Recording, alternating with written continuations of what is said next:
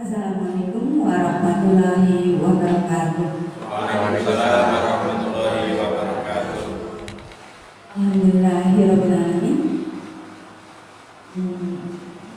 Segala puji bagi Allah Subhanahu wa taala yang mana pada pagi hari ini, pagi menjelang siang pada pagi hari ini kita dapat berkumpul bersama. Pada kesempatan kali ini saya ingin menyampaikan aksi nyata modul 1.4 diseminasi budaya positif di SD Negeri 1 Bogor. Salawat serta salam kita berikan pada junjungan Nabi Agung Muhammad sallallahu alaihi wasallam. Semoga kita mendapatkan syafaatnya di hari akhir nanti. Amin. Ya Rabbal alamin. Untuk acara pada pagi hari ini akan saya bacakan yaitu yang satu pembukaan, kedua adalah sambutan kepala sekolah, yang ketiga pemaparan diseminasi budaya positif modul 1.4, yang keempat penutup. Mari Bapak Ibu sekalian, kita buka acara pada pagi hari ini dengan bacaan basmalah bersama. Bismillahirrahmanirrahim. Dilanjutkan acara kedua yaitu sambutan kepala sekolah kepadanya kami silakan.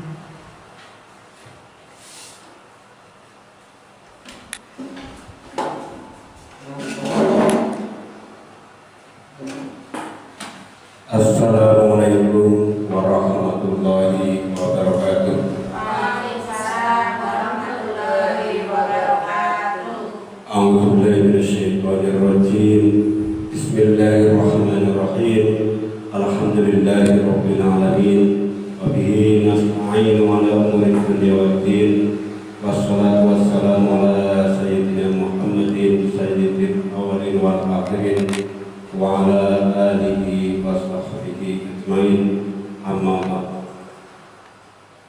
Pada yang saya hormati Bapak, Ibu guru dan karyawan SD Negeri 1 Bogor,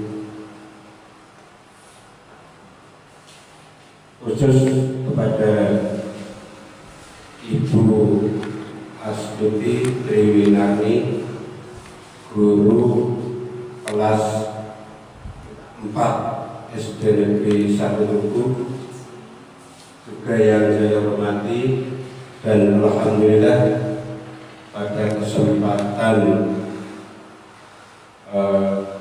pagi hari ini beliau melaksanakan aksi nyata modul 1.4 diseminasi budaya positif dalam rangka pendidikan, dalam rangkaian pendidikan guru penggerak angkatan 10 Kabupaten Kebumen. Bapak Ibu yang saya hormati, alhamdulillah pada kesempatan pagi hari ini kita dapat menghadiri atau mengikuti aksi nyata yang diselenggarakan oleh beliau Ibu Astuti tanpa ada suatu halangan apapun. Salawat serta salam semoga tercurahkan pada junjungan kita Nabi Agung Muhammad SAW, dan semoga kita keluarga besar SD Negeri 1 Bogor termasuk golongan umatnya yang telah mendapatkan syafaatnya di hari kiamat. Amin Allahumma amin. Bapak Ibu yang saya hormati, perkenankanlah saya di sini mewakili Bapak Ibu guru atau sebagai selaku kepala sekolah SD Negeri 1 Bogor ini, yang pertama mengucapkan terima kasih sekali kepada Ibu Astuti Triwinarni yang telah bersedia untuk melaksanakan pendidikan guru penggerak dan membagikan ilmunya kepada teman-teman guru maupun karyawan di SD Negeri 1 Tugu ini. Terima kasih Ibu Asmiti. Selanjutnya saya ucapkan terima kasih juga kepada Bapak Ibu guru serta karyawan yang telah bersedia meluangkan waktunya untuk mencari ilmu tentang ilmu budaya positif yang nanti akan dipaparkan oleh beliau Ibu Astuti. Terima kasih karena Bapak Ibu guru sudah berkenan menyempatkan di tengah-tengah kesibukan Bapak Ibu guru dalam mengerjakan rapot. Bapak Ibu masih dapat meluangkan waktunya untuk mencari ilmu tentang budaya positif. Selanjutnya saya sampaikan mohon maaf yang sebesar-besarnya kepada Ibu Astuti dan juga teman-teman guru SD Negeri 1 Tugu apabila dalam penyelenggarakan yang diselenggarakan oleh Ibu Astuti dan kemudian sudah koordinasi dengan saya sebagai kepala sekolah kurang berkenan di hati Bapak Ibu guru, saya mohon maaf yang sebesar-besarnya. Kiranya dengan itu yang dapat saya sampaikan. Semua kesalahan saya mohon maaf yang sebesar-besarnya. Akhir kalam, wassalamualaikum warahmatullahi wabarakatuh. Terima kasih kepada Bapak Kepala Sekolah yang telah memberikan kesempatan untuk usaha pada hari ini. Bapak Ibu sekalian, nanti saya akan menyampaikan tentang budaya positif. Ini adalah bagian dari pelajaran di modul 1.4 di pendidikan calon guru penggerak yang sedang saya jalani, Bapak Ibu. Diseminasi budaya positif di SD Negeri 1 Tugu. Oke, sebelumnya saya ucapkan terima kasih banyak pada Bapak Ibu sekalian yang telah meluangkan waktu demi jalannya acara pada pagi hari ini. Memaparkan pembelajaran yang saya dapatkan di pendidikan calon guru penggerak ini, Bapak Ibu. Saya akan memperkenalkan Bapak fasilitator saya adalah Bapak Srianto, kemudian pengajar praktik saya adalah Bapak Heri Novi Nurianto. Lanjut Pak Marsana. Sebelum saya menyampaikan apa yang ada pada pembelajaran hari ini, saya ingin membagikan secari kertas kepada Bapak Ibu sekalian. Kemudian saya ingin Bapak Ibu sekalian menuliskan sesuatu yang berharga yang Bapak Ibu miliki. Sesuatu yang berharga berarti itu bisa rahasia, itu bisa sesuatu yang tidak bisa diketahui oleh orang lain. Kemudian yang paling dijaga oleh jenengan, sudah bisa membayangkan, saya akan memberikan kertas, kemudian tulis di kertas tersebut sesuatu yang berharga itu. Tentunya kalau berharga itu boleh diketahui orang lain atau tidak, Bapak Ibu? Tidak. Boleh apa tidak? Sesuatu Bisa tidak. bisa boleh, bisa tidak, tergantung. Betul sekali ya Bapak Ibu. Jadi nanti saya akan membagikan kertas, tolong diisi dan ditulis. Kemudian nanti saya akan menyuruh salah dua, bukan salah satu salah dua dari Bapak Ibu itu maju ke depan untuk menggenggam apa yang dirasa itu berharga. Sama dengan sudah siap saya akan membantu. Yang dituliskan yang berharga kan banyak Bu, itu berupa barang atau bagaimana? Barangnya berharga atau sesuatu yang lain? Boleh Bapak Ibu, sesuatu yang Anda miliki boleh, sesuatu rahasia yang tidak boleh diketahui orang lain boleh ya, terus barang boleh juga Pak. Yang mungkin temannya nggak tahu kalau beliau ini mempunyai, ternyata hanya dirinya sendiri yang punya, yang bolehnya mengetahui Pak, seperti itu deh. Ya, terima kasih Bu. Ikut dong. Kan peserta. Bebas Ibu. Bebas Pak, tapi itu sesuatu yang berharga Pak. Jadi sesuatu yang berharga Pak, dijaga ya Bapak Ibu. Iya betul, sesuatu yang berharga punya kita. Harus dijaga. Oh tadi tulis apa itu? Sudah ditulis? Belum. Silakan disimpan, Bapak Ibu, jangan sampai orang lain mengetahui, terus dijaga dan digenggam. Sudah? Coba Bu Eka, kali ini saya ingin Bu Eka dan Bu Nurjana genggam. Sekarang bagiannya Bu Eka dulu. Jadi Bu Nurjana silakan gunakan cara bagaimana Bu Nurjana itu ingin mengetahui yang ada di genggaman Bu Eka. Bahwa Bu Nurjana mau dikitikin boleh, mau dicubit-cubit boleh, dirayu juga boleh. Silakan Bu Eka. Wah, nggak boleh begitu. Ayo coba gunakan cara rayu boleh Bu. Tangan mirip jadi ya.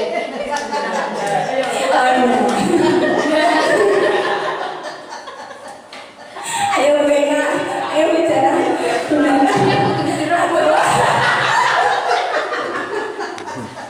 Bagaimana Bu Eka mempertahankan sesuatu yang berharga itu supaya tidak diberikan oleh orang lain.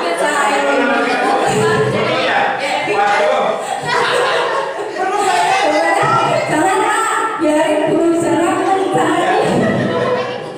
Oh iya, harus dijaga itu. Oke, cukup Bu Nurjana, waktunya sudah.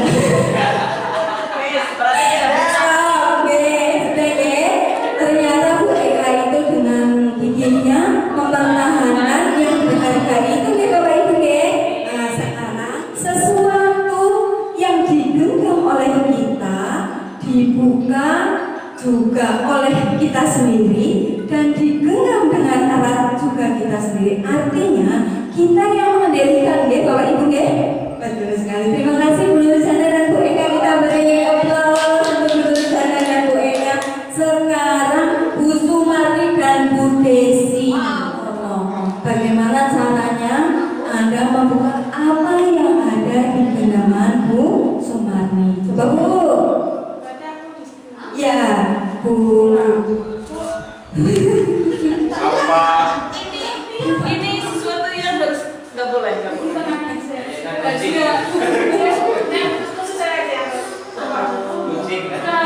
Ternyata Pak Desi ini sedang melakukan rayuan mautnya. Oh iya. Jangan diminta, cukup tahu saja. Oh, ternyata Bu Sumari membelainya ya Bu. Oh iya, luar biasa, Bu Sumari itu ternyata membolehkan genggamannya terbuka oleh Bu Adesia. Tentunya Bu Sumari ketika membuka genggaman itu mempunyai alasan ya Bu ya. Iya, terima kasih. Dari sini Bapak Ibu kita bisa ambil pelajaran ya, bahwa sesuatu yang berharga itu bisa saja tidak kita lepaskan, bisa juga kita genggam erat ya. Kita genggam erat karena sesuatu itu mungkin privasi, sesuatu yang seharusnya memang saya ketahui sendiri. Terus bisa berbagi karena mempunyai alasan, orang tersebut itu memerlukan, orang tersebut apa yang kita miliki itu mungkin membantu orang lain ya, kemudian kita lepaskan. Nah, antara menggenggam dan melepaskan itu tadi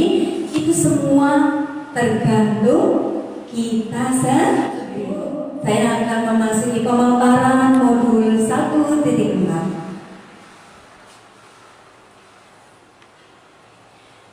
Di modul 1.4 ini yang akan saya sampaikan ada 6 topik Bapak Ibu sekalian. Yang pertama adalah disiplin positif dan nilai-nilai kebajikan universal. Yang kedua, teori hukuman dan penghargaan restitusi. Yang ketiga, keyakinan kelas. Yang keempat, kebutuhan dasar manusia dan dunia berkualitas. Yang kelima, restitusi 5 posisi kontrol. Dan yang keenam adalah restitusi segitiga restitusi. Yang pertama, apakah makna disiplin?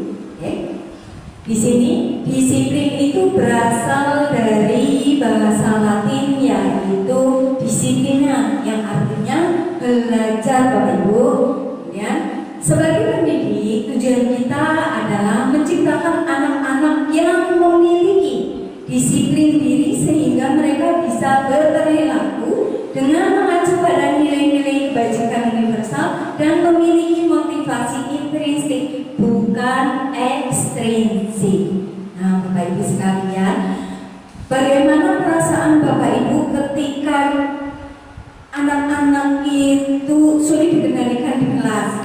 Apakah bisa dihadapi dengan santai? Apakah dengan bisa mengkondisikan anak-anak di kelas ataukah membuat kesal?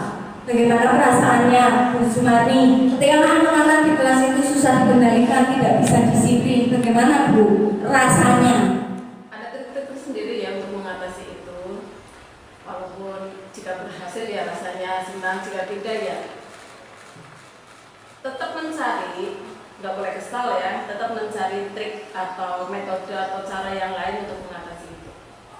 Baik, bagus sekali ya, luar biasa sekali Bu Sumani itu. Kalau anaknya di dalam kelas tidak bisa disiplin, akan mencari trik atau cara bagaimana mendisiplinkan anak. Terima kasih Bu Sumani. Bu Ida, bagaimana Bu di kelasnya jika anak-anaknya itu ramai, itu kepengennya makan, apa kesel, apa terus kita tinggal aja, apa terus kita bagaimana kan Bu? Ya, kalau anak-anak di kelas itu rame, memang rasa kita marah, jengkel. Nah, dengan rasa itu kemudian kita renungkan diri, kenapa kok anak bisa ramai seperti itu? Melakukan refleksi diri yang luar biasa sekali. Ya. Kemudian mencari Ibu bagaimana cari trik bagaimana supaya anak bisa disiplin. Luar biasa sekali. Ketika anak di kelas 6 Bu Ida, apalagi anaknya sudah besar-besar Bu, ketika mengeluarkan suara semua, udah muridnya banyak banget, mengeluarkan suara semua pastinya ramai sekali Bu Ida. Kemudian Bu Ida itu merefleksikan diri, kenapa anak-anak itu menjadi ramai. Sebagai guru itu, sebagai pendidik kita itu hendaknya ketika menyampaikan sesuatu yang membawa anak ke arah disiplin itu tidak harus dengan marah, tidak harus dengan kekerasan ya Bapak Ibu sekalian ya. Kita itu mendisiplinkan anak, menanamkan kepada anak agar disiplin dengan kesadarannya sendiri, yaitu intrinsik ya. Kemudian apakah perlu juga dengan ekstrisik? Perlu, tetapi tidak harus semuanya menggunakan ekstrisik karena lingkungan juga berpengaruh. Betul atau tidak Bapak Ibu? Betul ya? Lingkungan di sekitar anak didik kita ikut membantu bagaimana karakter anak itu kadang di sekolah terbawa. Ya dong, betul? Iya betul sekali. Next, kemudian seperti kata Bapak pendidikan kita ya, untuk menciptakan murid yang merdeka, syarat utamanya adalah harus ada disiplin yang kuat. Adapun definisi kata merdeka menurut Ki Hajar Dewantara adalah mardika iku jarwanya noramu lepasin pamrih ning ugo kuat kuoso mandiri biangka. Artinya mereka itu artinya tidak hanya hanya terlepas dari perintah, akan tetapi juga kakak buat memerintah diri sendiri. Artinya ketika anak berisik di kelas atau ramai di kelas, tidak harus itu kita yang menyuruh sebagai gurunya, tetapi nanti pada akhirnya mereka itu menyadari, oh iya, kalau sudah di dalam kelas itu seharusnya kan saya tidak berisik, saya harus tenang untuk mengikuti pelajaran. Begitu ya Bapak Ibu. Ada pertanyaan tematik Bapak Ibu sekalian. Apakah Anda datang tepat waktu karena tidak ingin ditegur oleh atasan Anda dan kemudian mendapat surat peringatan? Ini masuk ke menghindari ketidaknyamanan dan hukuman. Atau Anda ingin mendapatkan pujian dari atasan Anda dan mendapat penghargaan sebagai karyawan atau guru berprestasi? Pertanyaan ini mengarah mendapatkan imbalan atau penghargaan dari orang lain. Kemudian, atau Anda ingin menjadi orang yang menghargai waktu, menghargai diri Anda sendiri sebagai teladan bagi murid-murid Anda karena Anda percaya tindakan Anda sebagai guru akan dicontoh oleh murid-murid Anda. Ini masuk menghargai nilai-nilai diri sendiri. Manakah motivasi yang paling kuat mendasari tindakan Anda? Saya kembali akan membagikan kertas.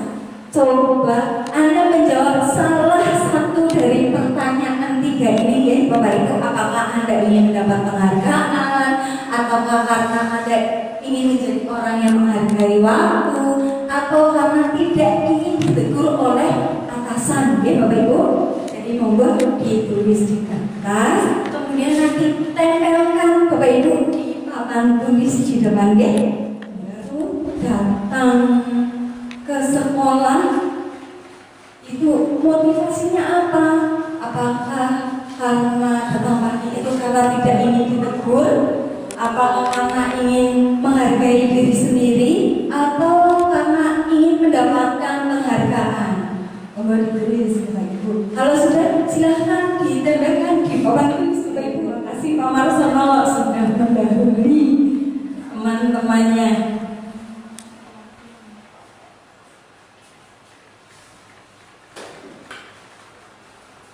Berikutnya Bu Ida, terima kasih Bu.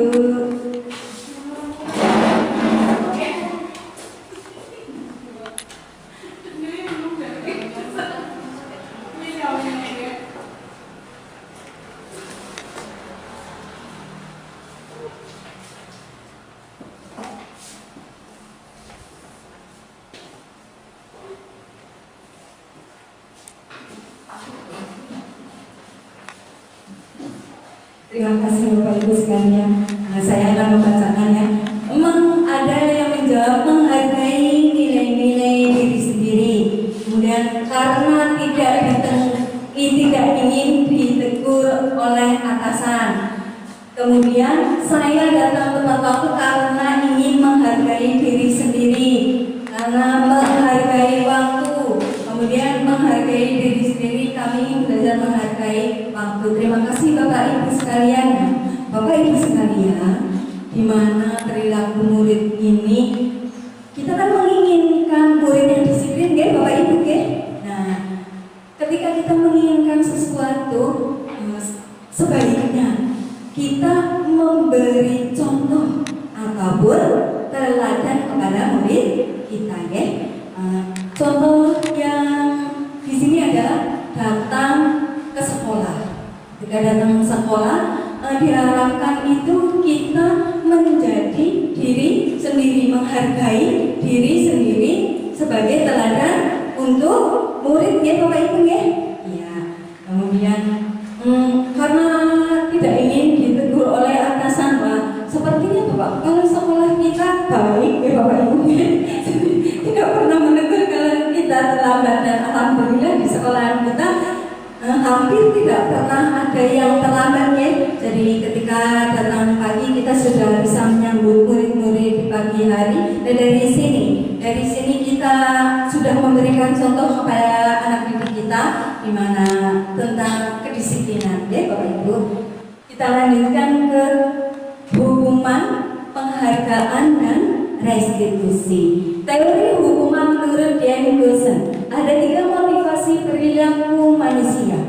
Yang pertama, untuk menghindari ketidaknyamanan atau hukuman. Yang kedua, untuk mendapatkan imbalan, ya, atau penghargaan dari orang lain. Yang ketiga, untuk menjadi orang yang mereka inginkan dan menghargai diri sendiri dengan nilai-nilai yang mereka percaya. Ini tentang hukuman, ya Bapak Ibu. Jadi menurut Dan Gosen itu orang itu nggak mau dihukum, disiplin karena tidak ingin mendapatkan teguran ataupun hukuman. Kemudian ingin mendapatkan imbalan atau dihargai orang lain ketika mungkin tiap hari berangkat pagi, ya, motivasinya itu karena ingin dihargai oleh orang lain. Kemudian untuk menjadi orang yang mereka inginkan dan menghargai diri sendiri, ya. Di sini kita itu dengan kesadaran sepenuhnya ingin menjadi teladan bagi murid-murid kita. Kemudian penghargaan, ya. Menurut Alfie Kohl mengemukakan baik penghargaan maupun hukuman adalah cara-cara mengontrol perilaku seseorang yang menghasilkan potensi untuk pembelajaran yang sesungguhnya. Nah, Bapak Ibu, padahal kita sering memberikan penghargaan kepada murid kita, ya. Ternyata di sini itu tidak baik Bapak Ibu memberikan penghargaan secara terus-menerus, ya, kepada anak didik kita. Penghargaan itu bisa berakibat atau dampak dari penghargaan itu satu, penghargaan itu merusak hubungan, Bapak Ibu. Kenapa bisa merusak hubungan? Contohnya di dalam kelas, adanya kita memberikan kepada anak yang paling pandai matematika, contohnya di pelajaran matematika, kita memberikan penghargaan atau memberikan label kepada si A, yaitu si A ini loh, anak-anak coba lihat si A itu anak yang pandai matematika, hendaknya kalian itu bisa seperti si A. Nah, kita sebagai guru itu sudah memberikan penghargaan atau label kepada si A bahwa si A itu pintar matematika. Nah, apakah teman-teman lainnya itu tidak iri atau tidak kemudian memberikan rasa tidak percaya diri kepada teman-temannya bahwa ternyata aku kalau tidak seperti A itu aku tidak berharga, aku tidak ada nilainya. Itu yang dimaksud, ya Bapak Ibu. Jadi ternyata penghargaan itu merusak hubungan, Bapak Ibu.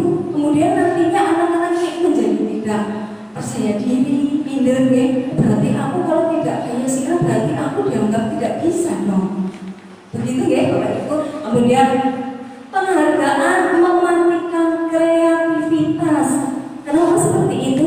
Saya ambil contohnya, Bapak Ibu. Kemudian ada seorang anak, diumpamakan, ya, di kelas kita itu ada yang pandai di bidang pelajaran seni. Ketika disuruh membuat celengan, ternyata ada satu anak yang dengan kreativitasnya itu membuat celengan yang dari kaleng bekas itu bisa menjadi barang yang bagus sekali dan mempunyai nilai jual. Nah, teman lainnya itu hanya biasa-biasa saja, ya, yang dihiasnya juga dari bahan seadanya yang mereka miliki. Terus ketika melihat punya si B, saya contohkan punya si B itu ternyata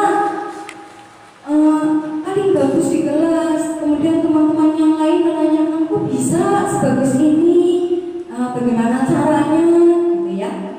Si guru kemudian memberikan pujian kepada anak yang paling bagus tersebut. Anak yang lain, berarti kalau aku tidak seperti si B, berarti punya aku nggak bagus dong. Padahal tidak seperti itu yang dimaksudkan, ya. Kemudian penghargaan itu menghukum.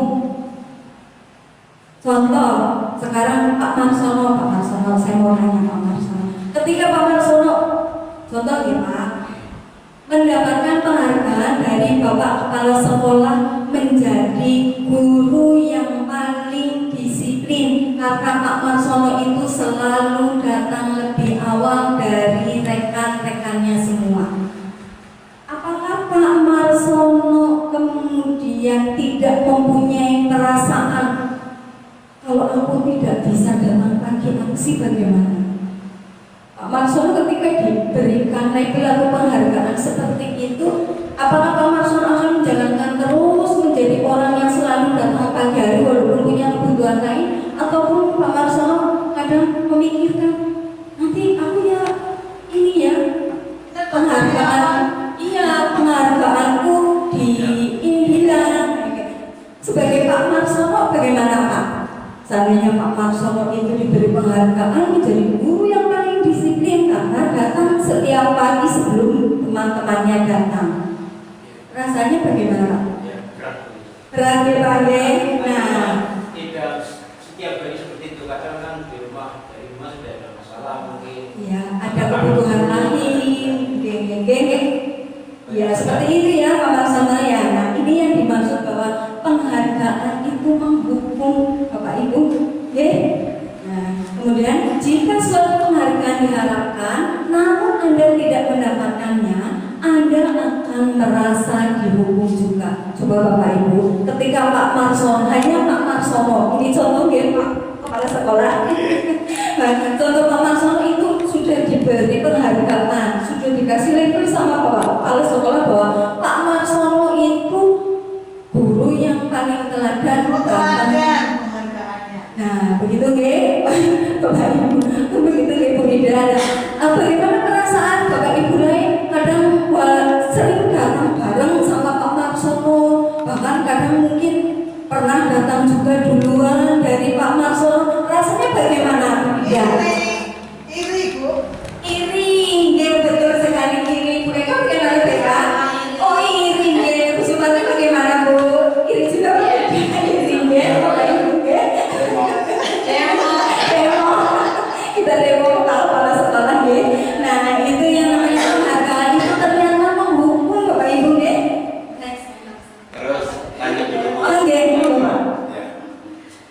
Itu menurut keterangan tersebut berarti penghargaan dalam artian tidak boleh sama sekali atau boleh tapi dengan catatan. Dan misalkan boleh, bagaimana caranya? Terima kasih. Terima kasih pertanyaan yang luar biasa sekali nih dari Bapak Kepala Sekolah. Apakah penghargaan itu tidak boleh sama sekali atau penghargaan itu boleh tapi ada syarat-syarat tertentu ya Bapak Ibu yang dimaksud oleh Bapak Kepala Sekolah tadi? Baik Bapak Kepala Sekolah, akan saya jawab sesuai dengan kemampuan saya dan pemahaman saya ini Bapak Ibu, bahwa kemarin ini juga ketika kita mengadakan Zoom ya, untuk pembelajaran diskusi pada pelajaran ini ada pro kontra Pak di antara kami. Bagaimana kalau tidak sama sekali memberikan penghargaan padahal anak tersebut itu betul-betul memang bisa, dan terus kan penghargaan juga untuk memotivasi anak gitu Pak Ibu. Ya ini ya. Tentunya ada yang memang harus kita lakukan Bapak Ibu ketika kita tidak melulu memberikan penghargaan ya, tetapi penghargaan itu sendiri diharapkan itu lahir dari dirinya sendiri Bapak Kepala Sekolah. Seperti contoh seperti ini, anak belum bisa membaca, ini untuk kelas 1 ya Bu Eka. Anak belum bisa membaca, kemudian dia itu bisa membaca karena dia itu dengan giginya belajar, itu bagi saya sudah penghargaan. Ya, ketika anak bisa membaca itu sudah penghargaan. Kemudian ibu gurunya atau bapak gurunya itu memberikan ucapan secara tidak langsung ya, sudah bisa baca, oh ya pinter, pasti seperti itu ya kan ya. Itu kan penghargaan ya Bapak Ibu ya. Jadi menurut saya ya penghargaan itu tetap bisa diberikan Pak, dan penghargaan itu menurut saya juga salah satu memotivasi anak.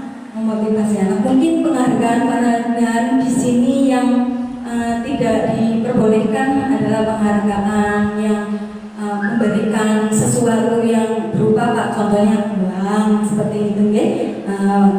Pokoknya ada anak di kelas, nanti kalau kamu tesnya dapat nilai 100, ibu kasih uang loh sekian, seperti itu Bu. Pak, itu tidak baik ya Bapak Ibu, ternyata itu nanti akan merusak hubungan ya, merusak hubungan antar anak di kelas, seperti itu gitu Pak. Itu pemahaman saya Pak. Saya sanggup mungkin dari teman-teman Bapak maupun Ibu guru punya pengalaman, bisa ditanyakan ya Bu Astuti, itu bagaimana memberi penghargaan yang tidak merusak hubungan gitu. Misalnya mungkin Ibu bisa mendengar barangkali Bapak Ibu guru ada yang punya pengalaman caranya seperti apa, bisa ditanyakan ke teman-teman. Siapa? Mungkin Bapak Ibu sekalian ingin berbagi pengalaman tentang penghargaan di sini ya, penghargaan yang dimaksudkan di pembelajaran yang sedang saya lakukan di calon guru penggerak ini. Ada yang ingin berbagi cerita? Iya, disebutkan memberi penghargaan, tapi tetap tidak merusak hubungan. Tidak merusak hubungan. Pernah apa? Tidak. Mungkin jenengan tidak merasakan, tetapi sebetulnya pernah melakukan. Coba ingatkan kembali. Mungkin hanya sekedar pujian gitu ya. Itu jadi penghargaan ya Bapak Ibu ya. Tapi individu atau semua anak gitu sasarannya. Gitu. Kalau yang mungkin kalau individu seperti yang dicontohkan oleh Ibu Astuti tadi, Bapak Maksono itu tadi ya, contohnya kan ke individu, itu kan merasa di Pak Marsononya juga merasa beban ya, aduh ini saya harus harus bagaimana caranya mempertahankan biar berangkat lebih awal, paling awal. Terus menerus ya Pak. Ya, terus di yang lain juga apa yang merasa iri itu ya tadi ya, ya merasa iri. Nah itu mungkin pada siswa bisa yang memberi penghargaan, tapi dalam merusak hubungan, berarti sasarannya objeknya apa itu? Semua. Berarti ya semua ya. Semua. Tapi pernah ya Bapak Ibu seperti itu ya. Kami Ya. Dengan tepuk tangan kalau langsung. Oh boleh Ibu. Setelah anak bisa mengerjakan ya, boleh jalan ya. Oke. Kasih tangan gantian maju, kasih tepuk tangan. Atau mungkin misalkan ke siswa kelas 5 misalkan ya. Ini anak-anak ini nilainya bagus semua, walaupun nanti nilainya mestinya ya beda-beda ya kan, bagus semua itu kan penghargaan, tapi kita sampaikan ke semua. Itu merusak hubungan apa tidak Bu kalau seperti itu? Baik Pak, kalau menurut saya itu yang lebih baik ya Pak, yang lebih bagus yang harus kita laksanakan atau kita lakukan ke semuanya ya Pak. Baik, terima kasih Pak. Sebaiknya memang seperti itu ya Bapak Ibu, ketika kita menemukan walaupun hanya 1 atau 2 anak contoh ya, yang bisa pelajaran matematika, lainnya mau nggak bisa ya.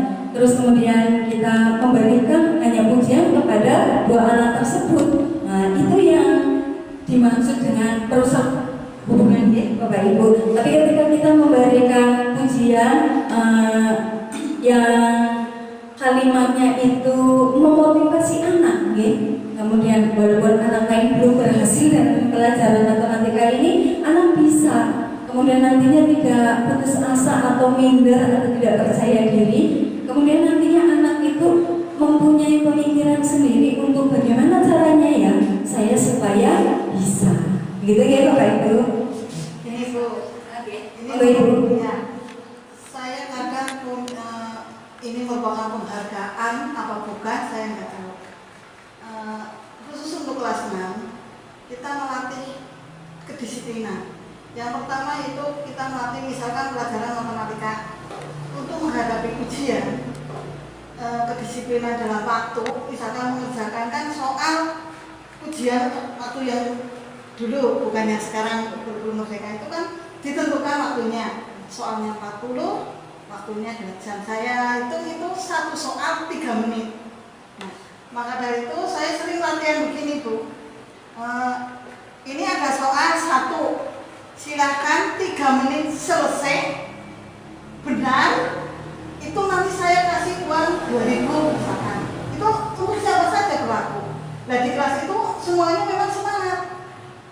Nah nanti yang tepat waktu saya beri uang 2.000. Nah itu merupakan penghargaan apa bukan? Saya akan mencoba menjawab. Tentunya itu penghargaan ya Bapak Ibu, karena tidak semua anak mendapatkan kan ya, walaupun nantinya siapapun, tetapi kan tetap saja anak biasanya ya Bapak Ibu, yang bisa kan hanya anak-anak itu saja ya. Ya nggak pasti, kadang untuk lambat, dilala itu benar maksudnya. Untuk bila soalnya itu pasang di mudeng. Oke. Baik dengan ini. Di sini sebaiknya itu tidak dilakukan Bu, ya, karena itu bisa saja mungkin kan anak kita itu tidak tahu nih bagaimana perasaan dari anak ketika ada guru yang memberikan imbalan berupa imbalan, tetapi kepada anak-anak tertentu. Tapi kadang kita kan bermaksud ingin memotivasi nih Bapak Ibu, nggak ingin memotivasi anak supaya belajarnya itu menjadi lebih, dan ketika itu anak menjadi mempunyai rasa ingin belajar yang lebih, tidak seperti biasanya yang penting mengerjakan seperti itu yang dimaksud ya, bukan ya. Saya lanjutkan ke restitusi. Restitusi adalah proses menciptakan kondisi bagi murid untuk memperbaiki kesalahan mereka, sehingga mereka bisa kembali pada kelompok mereka dengan karakter yang lebih kuat. Ini menurut dosen pada tahun 2004 ya. Jadi restitusi ini nanti akan kita bahas di belakang Bapak Ibu secara rinci ya. Dilanjutkan dengan keyakinan kelas ya Bapak Ibu. Mungkin tadinya kita mengenalnya kesepakatan kelas ya Bapak Ibu. Nah, kali ini kita disuruhnya itu membuat keyakinan kelas, dari kesepakatan itu menjadi keyakinan ya Bapak Ibu. Nah, prosedur dalam membuat keyakinan kelas. Yang pertama, mempersilahkan warga sekolah atau kelas untuk bercurah pendapat tentang peraturan yang perlu disepakati. Dalam membuat keyakinan kelas itu di awal pembelajaran Bapak Ibu, coba ya, ketika nanti ada pembelajaran baru kita membuat. Terima kasih luar biasa Bu Idangnya. Kemudian yang kedua adalah mencatat semua masukan. Jadi satu kelas itu diberi kesempatan untuk memberikan pendapatnya apa yang akan kita buat untuk keyakinan kelas yang nantinya disepakati oleh kita semua. Yang ketiga, susunan keyakinan kelas sesuai dengan prosedur. Yang keempat, tinjau kembali daftar curah pendapat yang sudah dicatat. Yang kelima, terdiri dari 3 sampai 7 keyakinan kelas. Lagi untuk anak SD, banyak lah ya Bu. Yang keenam, keyakinan sekolah atau kelas yang sudah selesai dibuat, ditinjau dan disetujui dengan ditandatangani oleh seluruh kelas Bu, seluruh anak di kelas ya. Nah, yang ketujuh, tempel atau letakkan pada tempat yang mudah dilihat. Contohnya saya punya dokumentasinya ya Bapak Ibu. Ini adalah keyakinan kelas 4. Yang pertama disiplin, yang kedua bertanggung jawab, yang ketiga menghormati orang lain, yang keempat menjaga kebersihan. Ini adalah dokumentasi saya ya Bapak Ibu ketika membuat keyakinan kelas. Sama seperti tadi, saya membagikan secari kertas kepada anak-anak di kelas saya untuk mengeluarkan pendapat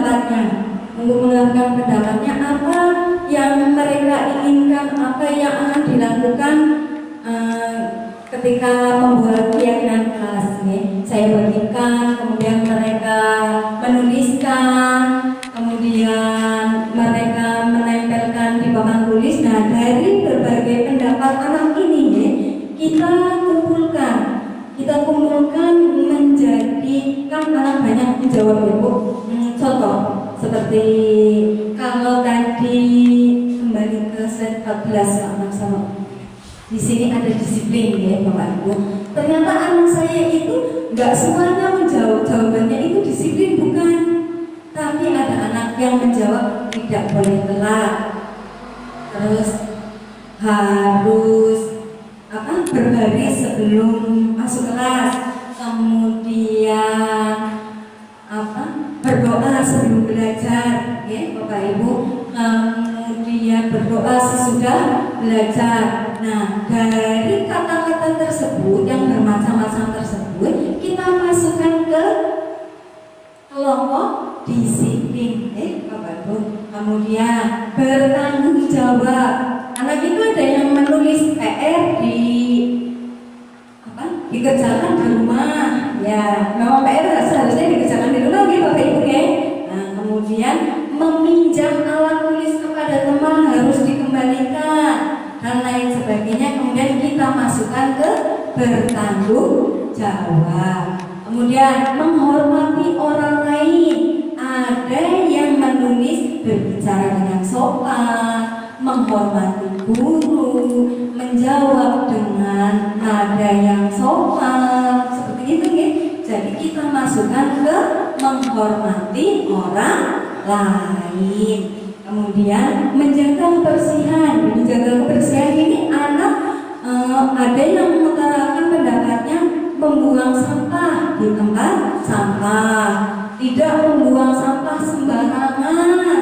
Kemudian makan tidak di kelas, seperti itu nggih, dan banyak lagi contohnya. Nah, kemudian dari kalimat-kalimat itu saya masukkan ke menjaga kebersihan. Nah, ketika ada anak yang melanggar kesepakatan kelas atau keyakinan kelas yang telah dibuat, setelah dibuat, kemudian saya pelontarkan ke disiplin, bertanggung jawab. Setelah dibuat, kita tempelkan pada tempat yang mudah dibaca anak-anak, yang mudah dibaca sehariannya oleh anak-anak. Kemudian tadi ketika ada anak yang melanggar dari keyakinan kelas yang telah dibuat, kemudian teman lain mengingatkan, tidak harus guru, tetapi teman lain boleh mengingatkan. Demikian dari keyakinan kelas. Next, Pak Marsa.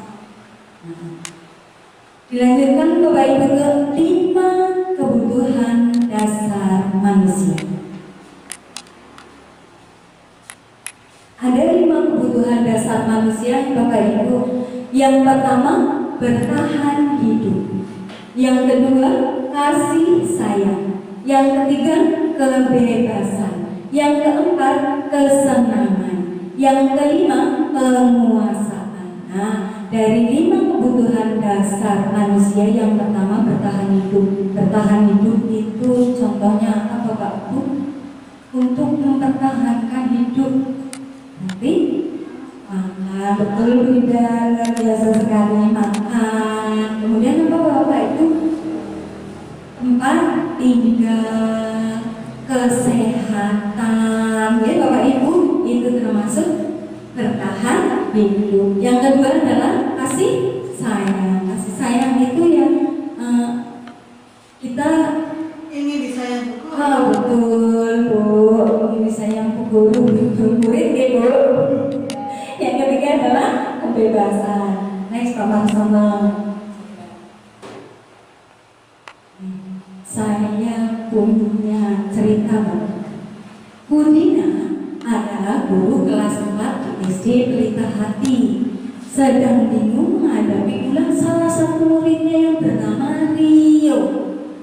Beberapa anak datang padanya dan mengadukan Rio yang seringkali meminta paksa bekal makanan milik teman-temannya. Dan hal ini dilakukan setiap hari. Kira-kira Bapak Ibu, kenapa kok Rio melakukan hal tersebut setiap hari? Kenapa ya? Rio Ya, mungkin anak tersebut belum makan dari rumah. belum makan, belum sarapan ya Bapak Ibu. Monggo yang lain, kenapa Rio melakukan berebut makanan milik temannya? Belum pernah makan makanan milik temannya mungkin. Oke, belum pernah makan makanan yang dimakan temannya ya Bu Eka. Baik, terima kasih. Yang lain? Oke, Pak Marcelo tidak bawa bekal dari rumah karena Rio nggak bawa bekal, makanya rebut punya temannya ya Pak Marcelo. Baik, Bu Subarti? Mungkin anak itu belum punya kesadaran bahwa itu perbuatan tidak baik, mungkin seperti itu. Baik, belum mempunyai rasa kesadaran bahwa mengambil milik orang lain itu perbuatan yang tidak baik. Terima kasih Bu Sumarni. Nah, dari perbuatan Rio ini, kalau dilihat dari 5 kebutuhan dasar manusia tadi, Rio masuk yang mana ya Bapak Ibu? Yang pertama, Yang pertama, kebutuhan bertahan hidup ya Bapak Ibu. Bisa jadi juga memang Rio nggak dikasih sapu, Rio belum pernah makanan yang punya temannya itu ya, karena Rio tidak sadar bahwa mengambil milik orang lain itu tidak baik. Kemudian karena belum sarapan tadi ya Bida ya. Nah, kemungkinan itu banyak terjadi ya Bapak Ibu. Maka dari itu kita sebagai pendidik ya, menuntun anak-anak untuk melakukan atau memberitahu kepada anak-anak ya, dan menyelesaikan masalah yang terjadi pada Rio itu dengan cara restitusi. Nanti kita bahas ya Bapak Ibu. Ini ya, bertahan hidup atau survival. Di antaranya adalah kebutuhan sandang, pakan, pangan, kesehatan, kebutuhan biologis dan merasa aman. Semuanya sudah terpenuhi ya Bapak Ibu ya untuk kebutuhan bertahan hidup ya. Next, kemudian yang kedua adalah kasih sayang dan rasa diterima atau love and belong. Terhubung dengan orang lain seperti teman, keluarga. Guru harus dapat menerima murid apa adanya sesuai dengan kodratnya. Mungkin Bapak Ibu menemukan di kelasnya itu ada anak yang super ya. Kenapa anak itu bisa super sekali? Super dalam artian di sini sering usil sama temannya, tiap hari ada saja kelakuannya yang merugikan orang lain. Ada apa tidak Bapak Ibu? Ada ya. Nah, ini karena anak itu tidak terpenuhi kebutuhan kasih sayangnya ya. Bisa juga tidak terpenuhi kebutuhan kasih sayangnya dari orang tua ya Bapak Ibu, atau dari teman-temannya, sehingga dia melakukan hal yang tidak baik. Yang ketiga adalah kebebasan atau freedom ya.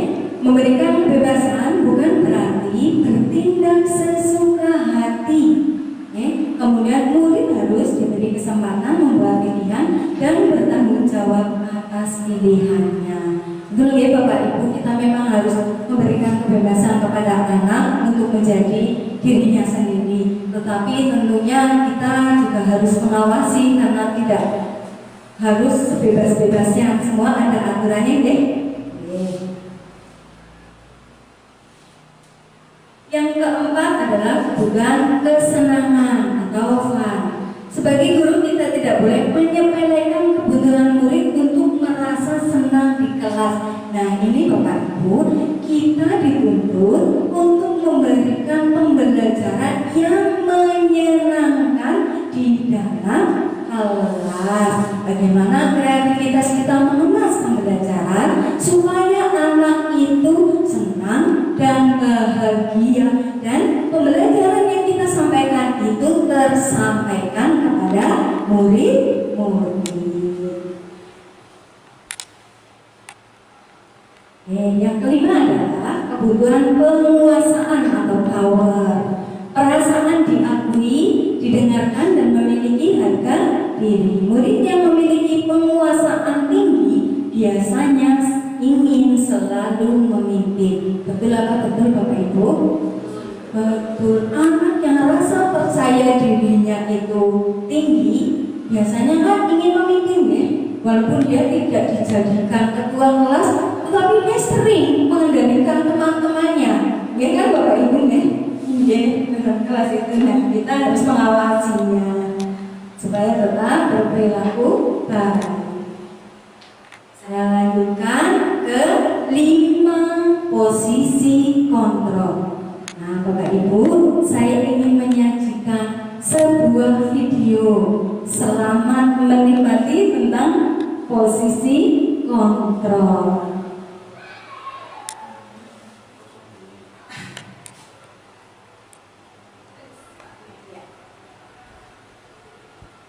5 posisi kontrol. Ada posisi menghukum.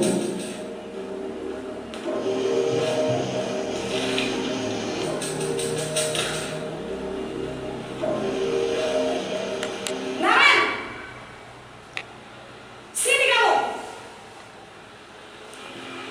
Selamat pagi, Bu. Selalu terlambat. Kamu deh pasti terlambat. Maaf, Bu.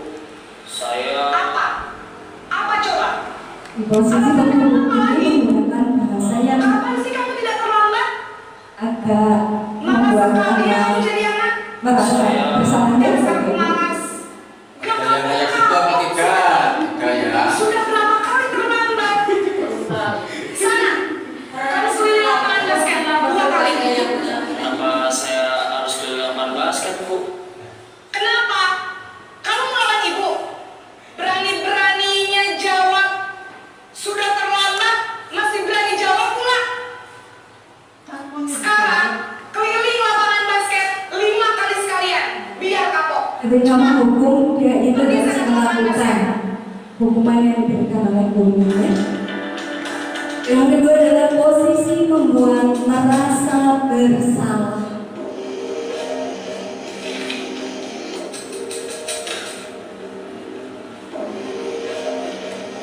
Naren!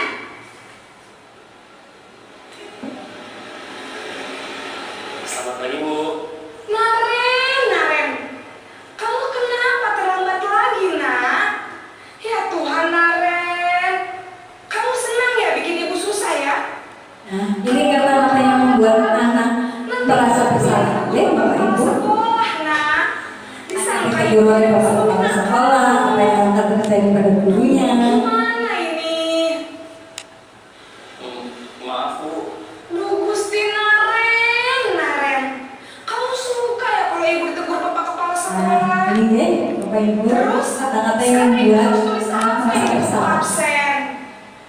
Ini kamu sudah sering terlambat loh. Ibu harus apa coba? Maaf, Bu. Maaf sekali. Ya sudah, lain kali jangan bikin ibu susah lagi ya nak ya. Ibu tidak akan kuat lagi kalau kamu begini terus. Nah, ini ya, Bisa kata-kata jadi yang membuat hukuman anak kalau ibu bersalah. tegur Bapak Kepala Sekolah. Sana cepat ke kelas. Maaf ya, Bu. Maaf sekali. Posisi pembuat rasa bersalah, berbicara dengan nada tenang. Yang ketiga adalah posisi teman.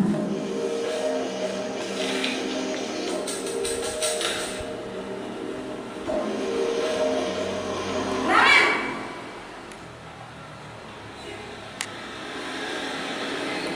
Selamat pagi, Bu. Wah, sudah jam berapa ini nak? Terlambat lagi ya sayang. Iya, Bu. Di sini antara guru dan guru itu ngobrol seperti pada mamang ini. Menyalahkan ibu kamu.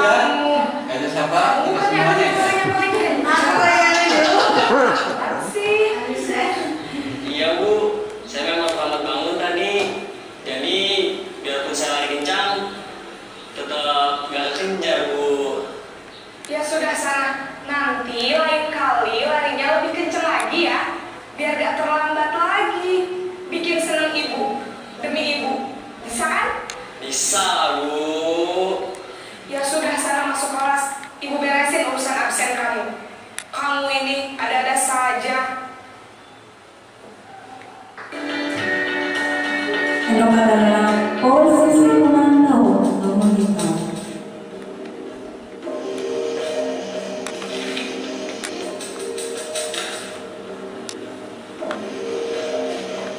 Naren!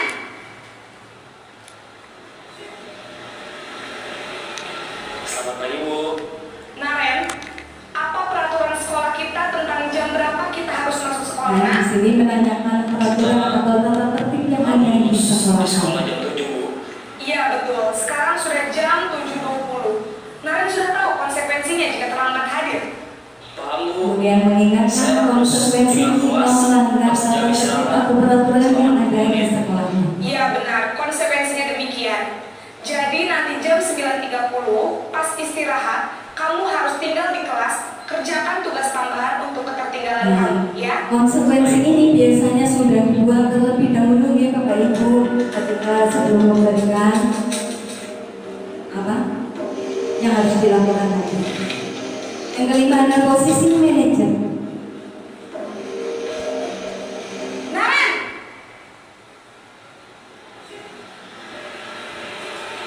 Selamat pagi, Bu. Selamat pagi Naren. Maaf, Bu. Saya terlambat. Iya, sekolah masuknya jam 7, sekarang sudah jam 7.20. Jadi sekarang bagaimana ini Naren? Maaf, Bu. Saya lupa setel alarm saya semalam. Baiklah, Tanyakan menurut alasan kamu, kenapa keyakinan sekolah yang dilakukan. mana yang perlu kamu tingkatkan? Ingatkan nilai-nilai kelas yang telah dibuat bersama.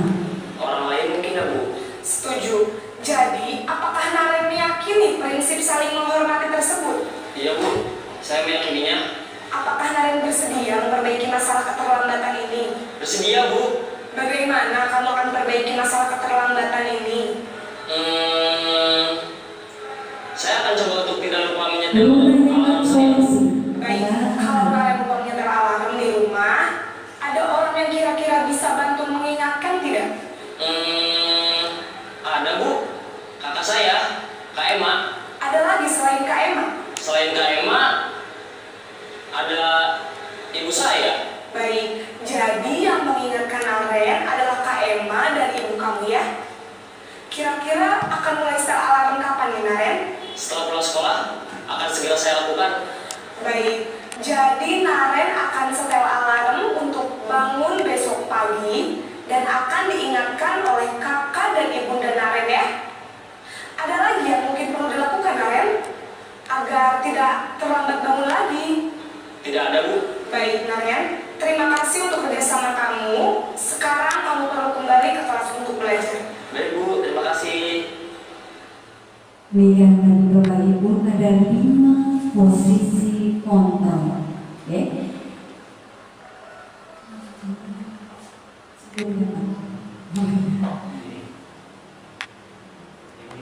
Oke. Nah, dampak dari posisi kontrol. Oke. Tadi yang pertama adalah sebagai penghukum. Dampak dari penghukum ini, murid menjadi pendendam, kemudian bisa menjadi tidak menyukai guru atau pelajaran yang diampu. Ya Bapak Ibu, di posisi penghukum itu murid menjadi dendam, kemudian tidak suka, bisa juga menjadi tidak ingin berangkat sekolah. Ya Bapak Ibu. Yang kedua adalah pembuat rasa bersalah. Kata-katanya itu selalu menyalahkan murid, ya. Kemudian membuat murid merasa bersalah dan akhirnya murid itu mempunyai rasa rendah diri. Yang ketiga adalah posisi kontrol sebagai teman. Murid akan bergantung pada satu orang, yaitu gurunya sendiri tadinya. Nah, karena dia merasa dilindungi oleh gurunya, kemudian dia itu menjadi bergantung. Karena aku udah berteman sama guru, karena aku akrab sama guru, seperti itu ya rasanya dari murid ini. Kemudian murid menjadi tidak mandiri ketika tidak ada ibu gurunya atau ada guru lain yang masuk menggantikannya. dia itu menjadi tidak percaya diri karena bukan gurunya sendiri, merasa terancam ketika tidak bersama gurunya. Yang keempat adalah memantau. Murid akan menghitung konsekuensi dan hadiah tanpa memahami nilai kebajikan yang dituju. Kemudian tidak sepenuhnya mandiri. Nah, di posisi pemantau ini ada konsekuensi yang harus dilakukan oleh murid ketika melakukan pelanggaran, ya Bapak Ibu. Yang kelima adalah manajer.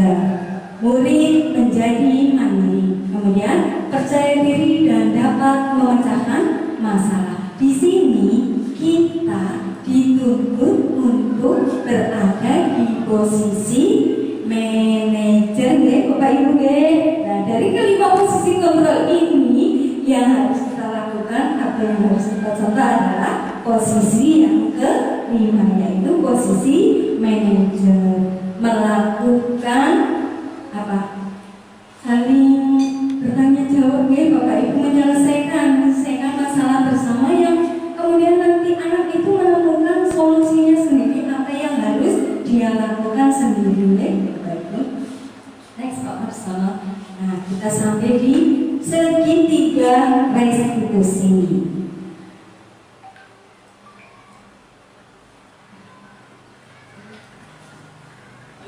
Apa itu restitusi? Restitusi adalah proses menciptakan kondisi bagi murid untuk memperbaiki kesalahan mereka sehingga mereka bisa kembali pada kelompok mereka dengan karakter yang lebih kuat. Restitusi juga merupakan proses kolaboratif yang mengajarkan murid untuk mencari solusi untuk masalah mereka dan membantu murid berpikir tentang orang lain seperti apa yang mereka ingin menjadi atau tujuan mulianya dan bagaimana mereka harus memperlakukan orang lain. Terlihatkan segitiganya Pak. Baik, ini adalah segitiga restitusi, ya Bapak Ibu. Di segitiga restitusi yang pertama adalah menstabilkan identitas, ya Bapak Ibu. Bahwa di sini ketika nanti ada anak yang melakukan suatu kesalahan atau melanggar dari tata tertib atau keyakinan kelas yang telah disepakati atau melakukan suatu kesalahan, kita dapat mengatakan kepada anak bahwa setiap orang pasti pernah melakukan kesalahan. Jadi anak itu diposisikan, ya Bapak Ibu. Kemudian kamu bukan satu-satunya yang pernah melakukan ini, ya, itu untuk menstabilkan identitas. Kemudian yang kedua adalah validasi tindakan yang salah. Bisa dengan kata-kata kamu tentu punya alasan mengapa melakukan itu, ya. Kenapa kok kamu nakal samanya, contohnya, ya. Terus adakah cara yang lebih efektif untuk mendapatkan apa yang kamu butuhkan? Pertanyakan, ya. Dia itu sebetulnya membutuhkan apa, menginginkan apa, ya Bapak Ibu. Nah, yang ketiga adalah menanyakan keyakinan. Nah, di sini anak itu diingatkan dengan keyakinan yang sudah disepakati. Contohnya, keyakinan kelas apa yang telah kita sepakati, ya. Kemudian kamu ingin menjadi orang yang seperti apa? Itu, ya Bapak Ibu. Next. Di bawah ini adalah ciri-ciri restitusi yang membedakannya dengan program disiplin lainnya. Bahwa restitusi bukan untuk menebus kesalahan, namun untuk belajar dari kesalahan.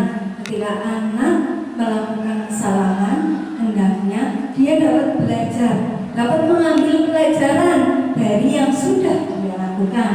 Kemudian restitusi itu untuk memperbaiki hubungan, ya. Contohnya ada anak yang bertengkar, kan ada saja, ya Bapak Ibu, di kelas kita tadinya bercanda terus lama-lama menjadi berantem, ya Bapak Ibu. Nah, ini untuk memperbaiki hubungan ketika kita melakukan restitusi yang nantinya ketika masalah sudah selesai, mereka menjadi baik kembali hubungannya dengan temannya. Kemudian restitusi adalah tawaran, bukan paksaan. Kemudian restitusi menuntun untuk melihat ke dalam dirinya sendiri, diri anak yang melakukan pelanggaran. Kemudian restitusi mencari kebutuhan dasar yang mendasari tindakan. Tadi ada 5 kebutuhan dasar manusia nih Bapak Ibu nih. Nah, anak ini kebutuhannya apa sih nih? Kok jadi seperti ini? Apa yang tidak terpenuhi sehingga dia melakukan hal yang tidak baik? Nah, kemudian restitusi diri adalah cara yang paling baik.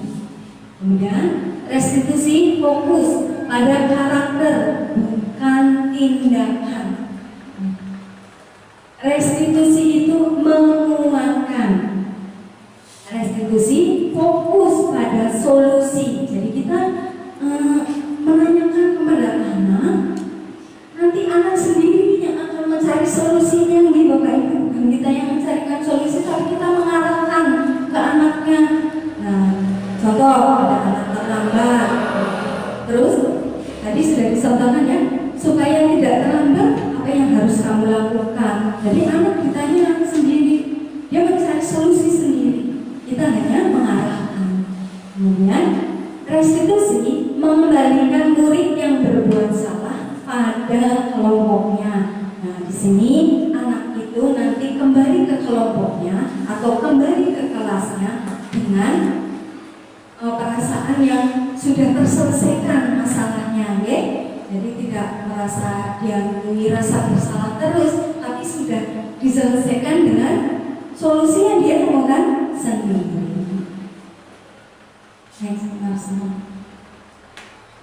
Ini salah satu video yang kemarin merupakan salah satu tugas ya yang harus saya laksanakan, yaitu melakukan restitusi. Liana marah-marah karena temannya mencontek. Mohon maaf ya Bapak Ibu, ini sedikit yang bisa saya lakukan untuk menyelesaikan permasalahan yang terjadi pada Liana.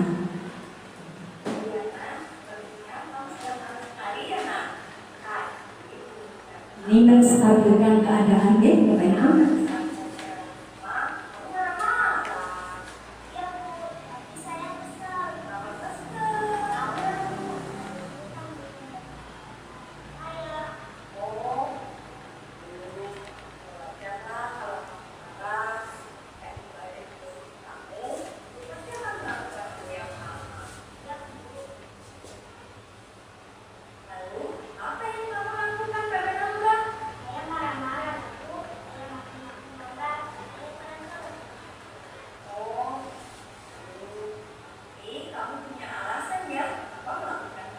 Tanyakan alasan mengapa dia melakukan hal seperti itu, Bapak Ibu.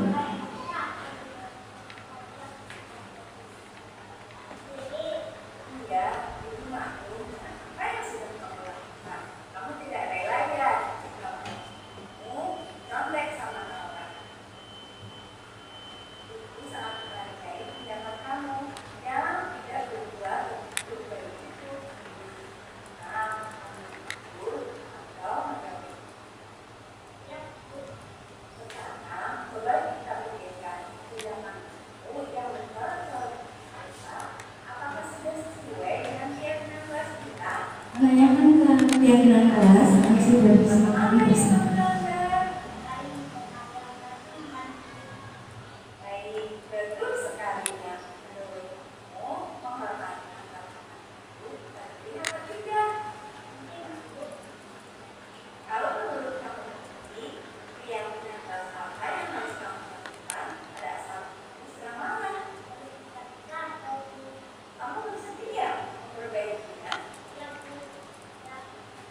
Apa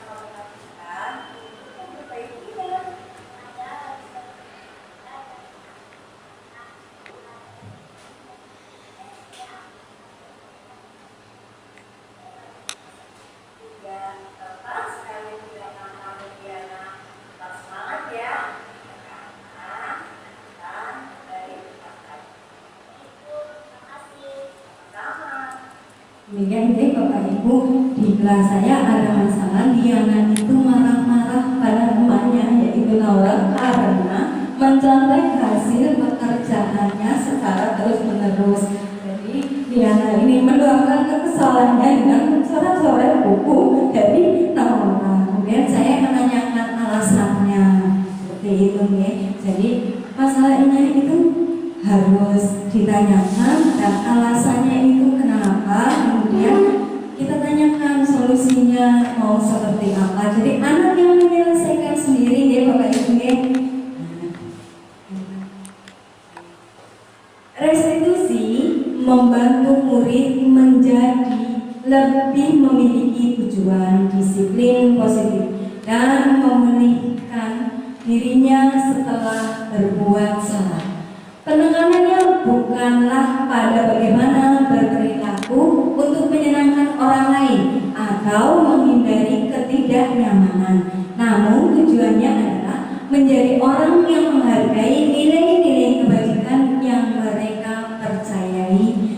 Sebelumnya kita telah belajar tentang teori kontrol bahwa pada dasarnya kita memiliki motivasi intrinsik.